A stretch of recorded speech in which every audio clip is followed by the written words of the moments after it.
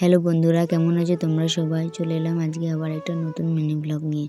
এখানে আমি সকাল সকাল স্নান করে আলপনা দিচ্ছি, কারণ বাড়িতে একটা ছোট্ট করে পুজো আছে।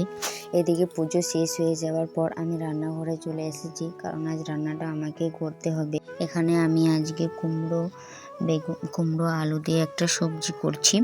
সবজিটা আমার হয়ে গেল, তাই তুলে নিলাম। মাছটা ভেজে রেখেছিলাম, তাই আমি এদিকে মাছের মশলাটা এখানে বানাচ্ছি। এখানে মাছের মশলার জন্য টমেটো দিয়েছি, পেঁয়াজ শাকও দিয়েছি, ধনেপাতাও আছে। ধনেপাতা দিলে বেশ সেন্ট হয়, মাছের ঝোলটা বেশ খেতে লাগে। তাই আমি সব মশলাগুলো কষিয়ে নিলাম, তারপর জল দিয়ে দিলাম। জলটা ফুটে গেলে মাছগুলো ছেড়ে দিলাম। এদিকে আমার মাছটা হয়ে গেল, তুলে নিলাম।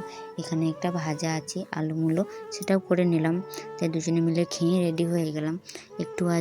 আজ একটু ঘুরতে যাব। ঘুরতে বলতে সামনে মেলা পড়েছে, মকর সংক্রান্তি মেলা। তাই আমি আমার বর রেডি হয়ে গেলাম মেলায় যাব করে। এদিকে আমরা মেলাতেও চলে এসেছি। আমি আমার বাবুর হাত ধরে আছি, কারণ মেলায় প্রচুর ভিড় হয়। তাই বাবুকে বলছিলাম আমার হাত একদম ছাড়বি না। বাই বন্ধুরা, দেখা হচ্ছে পরের মিনি ব্লগ।